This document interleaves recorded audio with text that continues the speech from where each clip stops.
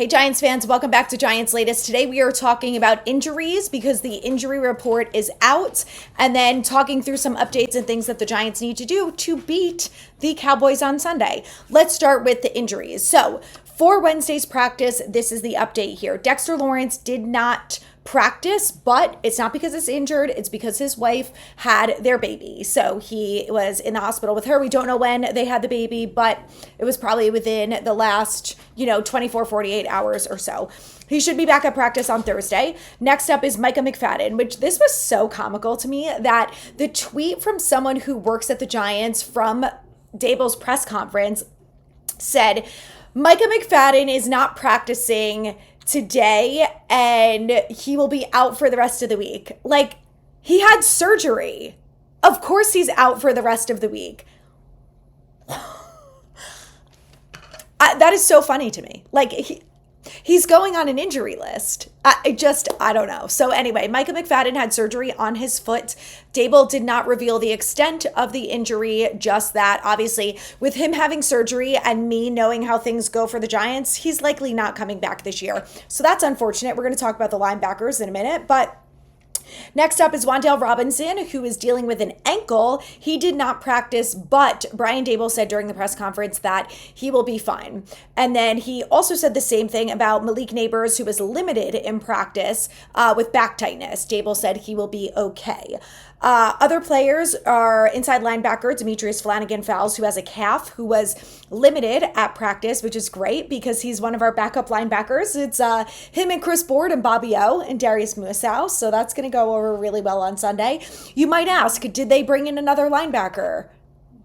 Sure didn't. Why would they ever do that?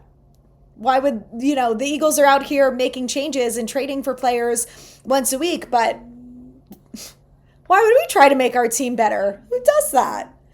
Speaking of, let's talk about Andrew Thomas because he did not practice on Wednesday, and this is all part of the plan. The beautiful, glorious plan that this New York Giants medical staff has for Andrew Thomas and Dexter Lawrence and Malik Neighbors throughout the summer and into the fall. So he's supposed to practice Thursday, Friday, which I think he's probably going to be limited. So I would guess that he's probably not going to play on Sunday. Now, we'll talk more about this tomorrow when we have an update from Thursday's injury report, but I am not feeling great about seeing Andrew Thomas on Sunday. Now, with that being said, let's get into the offensive line because obviously a lot of concerns about the offensive line, to be fair, as we should be. And I have a couple concerns as a whole. The first thing is Andrew Thomas, when he's healthy, let's say he comes back next week for the Chiefs game. Great. The thing is, Andrew Thomas is a very good football player, but he has not really played team football for a long time. So when he's getting limited reps in practice once a week or twice a week, he's not going to go out there on Sunday versus the Chiefs or Sunday versus the Chargers, whenever it is, and go out there and probably look amazing. Saw the same thing with Dexter Lawrence. Dexter Lawrence is probably the best player on this football team, most likely.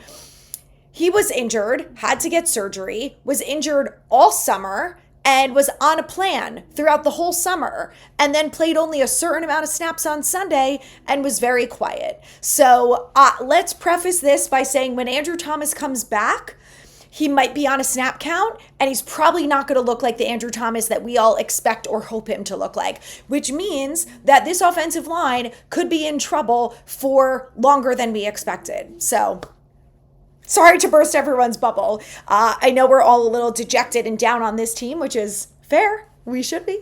But, I try to remain optimistic, and we're going to talk about players that I'm actually excited to watch because there are young players that are the cornerstones of this football team that will be here for years to come that are exciting to watch week in and week out, whether or not this team wins games.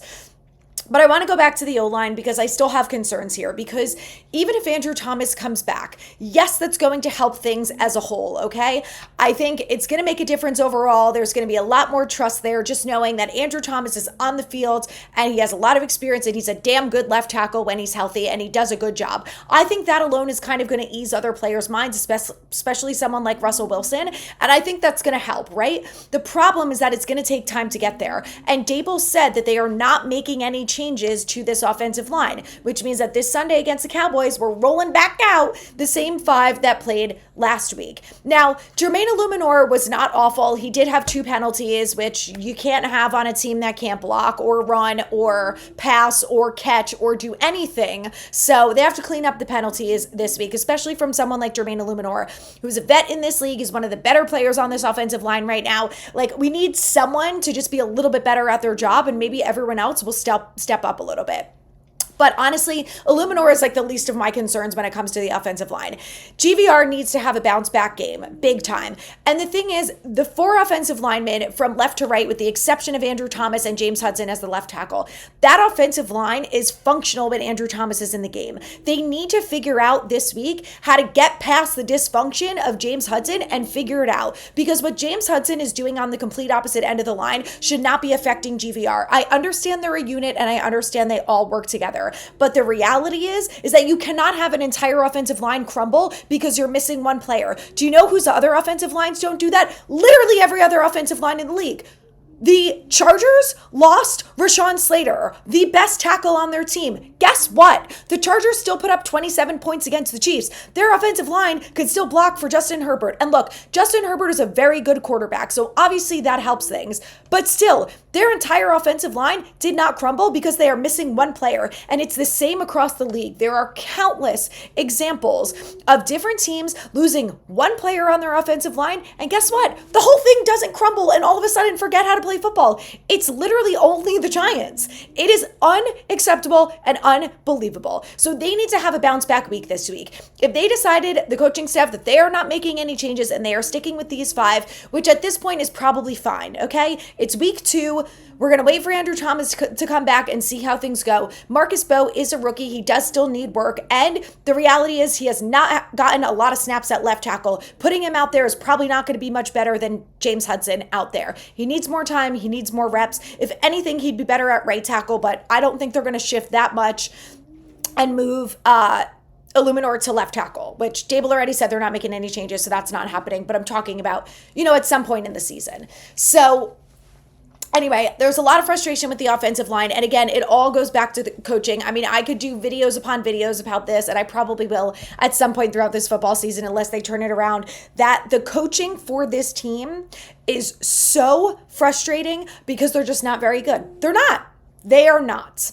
And unfortunately, we are the ones who have to suffer and have to deal with it. Again, so many of us were like, we need new coaching in here. We need new blood. And people didn't want to listen. So it is what it is. Have to live with it. That was their decision. They're sticking with it. And we're going to hope that it ends up working out and they can figure it out. Time will tell. But, I do believe that continuity is a big factor in the offensive line. And I am hoping upon hoping that after entire game during the regular season where all of these players got a lot of snaps together, they looked a little bit better, a tiny bit more functional in the fourth quarter, that maybe by the time Sunday rolls around with the added practice that they've had under their belt, I don't know, that maybe they're not going to suck, okay? That's the best I can offer you.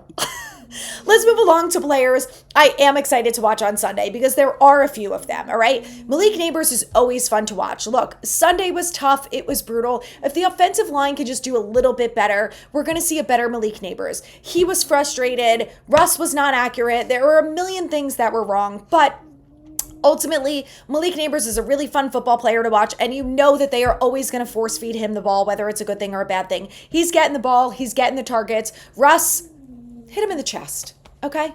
Let him make some plays. He's probably going to get double teamed again, but the thing about Malik Neighbors is he can make the contested catches most of the time, so you got to try it. You got to try. He's not the only one on offense that I'm excited to see. Cam Scatterbo got very limited reps on Sunday, but he was fun to watch, okay? When he got the ball in his hand, he is electric. You saw a little bit of that contact balance. You saw him breaking tackles. Unfortunately, the net didn't work out so well. He ended up with -3 yards. It's not his fault. The offensive line sucks, okay? Not a single other person could have run the ball with them blocking them, so it's not on him. But the way that he was blocking, he was incredible, throwing people to the ground. I'm like, he won the angry run. I don't know if you guys saw this. He won Kyle Brandt's angry runner.